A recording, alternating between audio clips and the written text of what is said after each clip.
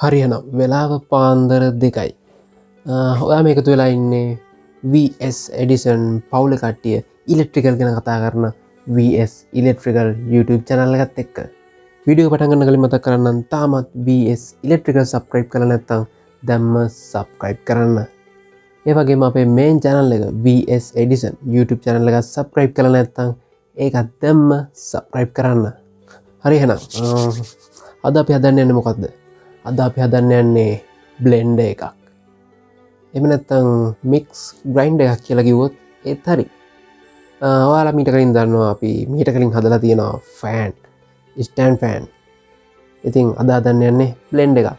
ඉතින් බලන්නකෝ ඔයාලා ගෙදරත් බ්ලෙන්ඩර් එකක් කරගෙන නැතුව තිබිලා මෙන්න මේ වගේද හැදුවේ කියලා. වීඩියෝ එකේ මොනවා හරි අපහැදිලි තැනක් තේරෙන්නේ නැත්නම් තිබුණොත් කමෙන්ට් එකක් දාන්න. අපි කමෙන්ට් එකෙන් කතා කරමු. එහෙම නැත්නම් අපේ ඔෆිෂියල් නම්බර් එකට VS ඉලෙක්ට්‍රිකල් අපේ කම්පැනි නම්බර් එකට කෝල් එකක් දාන්න. 074 015 77 44. එහෙනම් channel දෙක subscribe කරලා අපි යමු බ්ලෙන්ඩ් එක හදන්නේ කොහොමද බලන්න.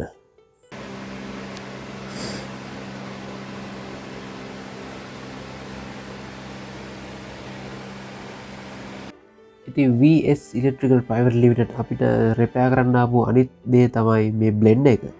මේ බ්ලෙන්ඩර් එකේදී අපි චෙක් කරලා බැලුවා මොකද වෙලා තියෙන්නේ කියලා. ඉතින් චෙක් කරලා බලනකොට අපිට දැනගන්න හම්බුනේ මේ බ්ලෙන්ඩර් එකේ මෝටරේ පුඩු ප්‍රශ්නයක් තියෙනවා. බ්ලෙන්ඩර් එකේ මෝටරේ ආමෙච් එක තියෙනවානේ. අන්නේ ආමෙච් වයින්ඩින් එක ඩැමේජ් වෙලා. ඒ විතරක් නෙමෙයි මේ මෝටර් එකේ කාබන් බ්‍රෂ් දෙකක් තියෙනවා. අන්නේ බ්‍රෂ් දෙකත් ඩැමේජ් වෙලා. ඉතින් අපිට සිද්ධ වුණා මේකේ ආමෙච් එක මාරු කරන්නයි කාබන් බ්‍රෂ් දෙක මාරු කරන්නයි.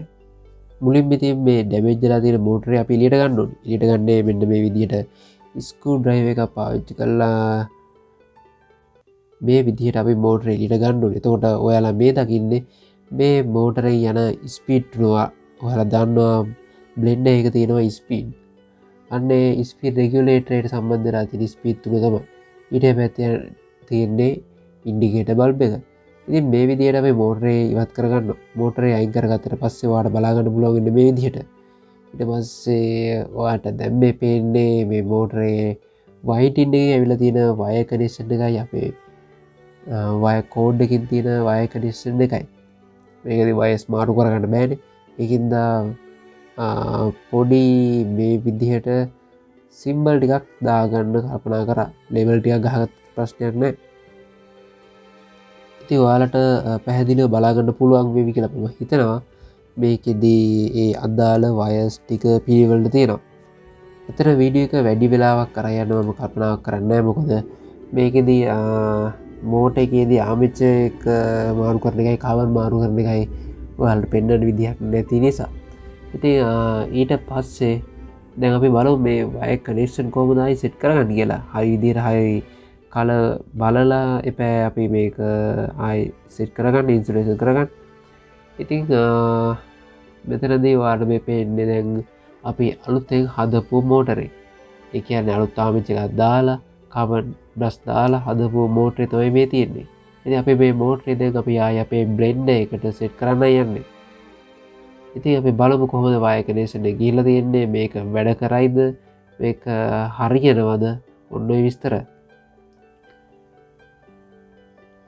ඉතින් ෂාෆ්ට් එකෙන් තියෙනවා. ෂාෆ්ට් එකේ පොඩ්ඩක් අපි කරකවල බලනවා කොහොමද, ගොඩක් ලූස්ද, එහෙම නැත්නම් මෝටරේ දුවන්න පුළුවන් විදිහේ නෝමල් ප්ලේ එකක්ද තියෙන්නේ. අන්න ඒක අපි හොඳට බලලා ඊට පස්සේ අපි දැන් යන්නේ බ්ලෙන්ඩර් එකට මේ බ්ලෙන්ඩර් මෝටරේ සෙට් කරන්න.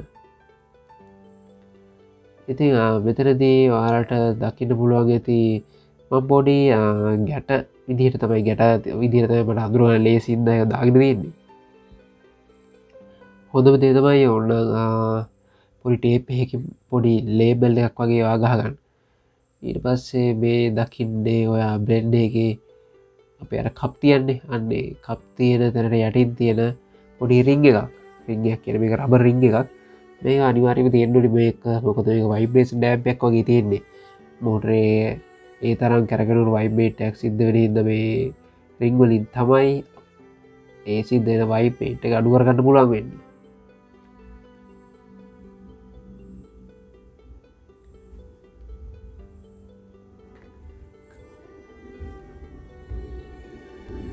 අනිවාර්යයෙන්ම වීඩියෝ එක ඉවරනකම බලන්න. මොකද මෙතනදී ඔයාලට බලා ගන්න පුළුවන් බ්ලෙන්ඩරේ හරියට අපි වයර් කනෙක්ෂන් එක දෙන්නේ කොහොමද, ඊට පස්සේ බ්ලෙන්ඩරේට එන තර්මල් ඕවර්ලෝඩ් එක කොහොමද කනෙක්ට් කරගන්නේ, ඊට පස්සේ බ්ලෙන්ඩරේට අපි ඉන්ඩිකේටර් එක කොහොමද හරියට සෙට් කරගන්නේ, ඔන්න ඒ විස්තර ඔයාලට හරියට බලා ගන්න පුළුවන්. ඉතින් අපි අපේ බ්ලෙන්ඩරේ හෙඩ් එකේ අවශ්‍ය විදිහට හරි විදිහට කියන්නේ බෙන්ඩර් එකේ හෙඩ් එකට අපේ මෝටරේ හරි පිළිවෙලට කනෙක්ට් කරගන්න ඕනි. ඒ කනෙක්ට් කරගත්තට පස්සේ අපේ බ්ලෙන්ඩර් හෙඩ් එකට අවශ්‍ය කරන වීල් එක සෙට් කරනවා. මේ ෂාෆ්ට් එකේ හරිය ලොක් එකක් තියෙනවා. ඒ ලොක් එකට ගැලපෙන්න ඒ බ්ලෙන්ඩර් වීල් එක හරියට සෙට් කරන්න ඕනි. ඊට පස්සේ අපි අපේ බ්ලෙන්ඩර් එකට අපේ මෝටරේ හයි කරන්න යන්නේ. තාම වයර් කනෙක්ෂන් දීලා නැහැ. අපි ස්ක්‍රූ වලින් තද කරන්න යන්නේ. මෙතනදිත් වයිබ්‍රේෂන් ඩැම්පර් වගේ පොඩි රබර් නොබ් හතරක් තියෙනවා. ඒ නොබ් හතරක් දාන්න අමතක කරන්න එපා. මොකද ඒ හතර නැති වුණොත් බ්ලෙන්ඩරේ වයිබ්‍රේට් වෙන්න ගන්නවා. ඉතින් ඩිසයින් එකට හරියන විදිහට අපි බෙන්ඩර් එකේ හෙඩ් එක මේ විදිහට බෙන්ඩර් එකට සෙට් කරගන්නවා. හැම බ්ලෙන්ඩර් එකෙම මෙහෙම නෑ. ඩිසයින් එකෙන් ඩිසයින් එකට වෙනස් වෙනවා. අන්න ඒකත් පොඩ්ඩක් ඔළුවේ මතක තියාගෙන වීඩියෝ එක බලුවා නම් තමයි ගොඩක් සාර්ථක. ඊට පස්සේ අපි යන්න ඕනි අපේ වයර් කනෙක්ෂන් එකට. ඉතින් කොහොමද වයර්ස් ටික අපි හරියට කනෙක්ට් කරගන්නේ? වයර් කනෙක්ට් කරගන්න මම නම් මුලින්ම දැක්කා ලේබල් තුනක් අහගෙන තියාගත්තා. ඉතින් මෙතනදී මම ටැග් එකක් ගහගෙන තියාගෙන හින්දා මෙතන අමුතුවෙන් ස්පීඩ් බලන්න යන්නේ. ඔයාට මල්ටිමීටරේ පාවිච්චි කරලා හරි ස්පීඩ් බලන්න දැනගන්න ඕනේ නම් කමෙන්ට් එකක් දාන්න. අනිවාර්යෙන්ම අපි ඒ ගැන කතා කරමු. ඉතින් මම මුලින් ටැග් කරලා තිබ්බ විදිහට මේක ස්පීඩ් 3 මෝටරේට කනෙක්ට් කරගන්නවා. ඉතින් මේ පේන විදිහට බෙන්ඩරේ ඇතුළේ ඒ කියන්නේ මෝටරෙන් එන වයර්ස් වලත් පොඩි ඉන්සුලේෂන් එකේ පොඩි ඩැමේජ් එකක් තියෙනවා වගේ දැක්කා. හින්දා මම ඒකත් ඉන්සුලේටර් ටේප් වලින් ටේප් කරගෙනම ස්පීඩ් 1 2 3ට ගැලපෙන විදිහට අපේ රෙගියුලේටර් එකට මම වයර්ස් කනෙක්ට් කරනවා. ඒ වගේම නියුට්‍රල් වයර් එකට වයින්ඩින් එකේ එන නියුට්‍රල් වයර් එක අපි කනෙක්ට් කරගන්නත් ඕනි හරියටම. ගොඩක් සැලකිලිමත්ව කරන්න. මොකද මෝටරේ ලෙෆ්ට් වෙයි ඔයා වැරදි කනෙක්ෂන් දීලා තිබුණොත්. අන්න ඒකත් හොඳට ඔළුවේ මතක තියාගෙන වැඩේ කරන්න. ඉතින් ස්පීඩ් 3ට අපි මේ විදිහට පිළිවෙලට වයර්ස් කනෙක්ට් කරගන්නවා. පේනවනේ හරිම සරලයි. හැබැයි ඔයා අනිවාර්යෙන්ම ඔයාගේ ගෙදර තියෙන බ්ලෙන්ඩරේ මේ විදිහට ගලවනවා නම් ගලවද්දී පොඩි වීඩියෝ ක්ලිප් එකක් එහෙම නැත්නම් ෆොටෝස් කැප්චර් කරගන්න අමතක කරන්න එපා. මොකද ගොඩක් ලියාගෙන තියාගන්නවට වඩා ඔයාගේ ඇස් දෙකෙන්ම මේක බලා ගන්න පුළුවන්. ඔයා පොඩි වීඩියෝ ක්ලිප් එකක් මේක දාගත්තොත් එහෙම නැත්නම් ෆොටෝ එකක් ගහලා තියාගත්තොත් අන්න ඒ වැඩේ අමතක කරන්න එපා. ඒක අනිවාර්යෙන්ම ඔයා මේ බ්ලෙන්ඩ් එක ගලවන්න යද්දී මතක ඇතුවම කරන්න. ඒවගේ පොඩි දෙයක් මතක් කරන්න ඔයාට බ්ලෙන්ඩර් එක ඔයාගේ සර්විස් කරගන්න ඕනි වුණාම අනිවාර්යෙන්ම VS Electrical Private Limited අපිට කෝල් එකක් දෙන්න. එහෙම නැත්නම් ඔයාට බ්ලෙන්ඩර් මෝටර්ස්, එහෙම නැත්නම් ආමේචර්ස්, එහෙම නැත්නම් thermal overload, regulators, indicators ඕන දෙයක් මිලදී ගන්නත් ඕන නම් අපේ VS Electrical Private Limited අපේ නම්බර් එකට කෝල් එකක් දෙන්න. ඉතින් ඔයාලා මේ දැක්ක විදිහට තමයි අපි වයර්ස් ටික කනෙක්ට් කරගන්න ඕනේ. මේක බ්ලෙන්ඩර් එකෙන් බ්ලෙන්ඩ් එකට වෙනස්, ඩිසයින් එකෙන් ඩිසයින් එකට වෙනස්. සමහර විට කලර් කෝඩ් පාව වෙනස් වෙන්න ඉඩ තියෙනවා. අන්න ඒක නිසා හරියටම මේ කලර් එකට මේක තමයි කියලා කියන්න අමාරුයි. මොකද වයින්ඩින් එකේ එන වයර් කලර් එක වෙනස් වුණොත් ඔයා වෙනස් වයර් එකක් ඒකට කනෙක්ට් කරොත් ඔයාගේ මෝටරේ ඩැමේජ් වෙන්න ඉඩ තියෙන හින්දා.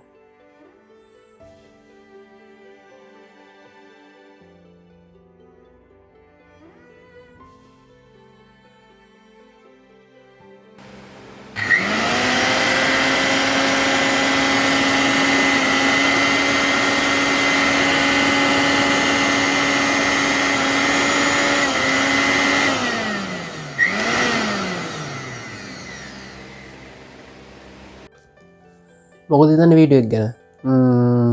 ගෙදරදී දැන් තනියෙන් බ්ලෙන්ඩර් එකක් හදාගන්න පුළුවන් වේද? එහෙම නැත්නම් ඔයාගේ ගෙදර තිබ්බ බ්ලෙන්ඩර් එක මීට වඩා වෙනස් ප්‍රශ්න ඇවිල්ලා තියෙනවද? එහෙනම් ඉක්මනින්ම අපි තවත් ඉලෙක්ට්‍රිකල් ගැන VS එඩිසන් පවුලේ කට්ටිය ඉලෙක්ට්‍රිකල් ගැන කතා කරන VS ඉලෙක්ට්‍රිකල් වීඩියෝ එකකින් ඉක්මනින් හමුවෙමු.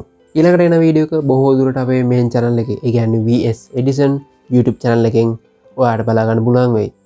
එහෙනම් channel දෙකත් එක්කම ඉන්න මොන channel එකකින් හරි ඉක්මනට වීඩියෝ එකකින් අපි හම්බෙමු.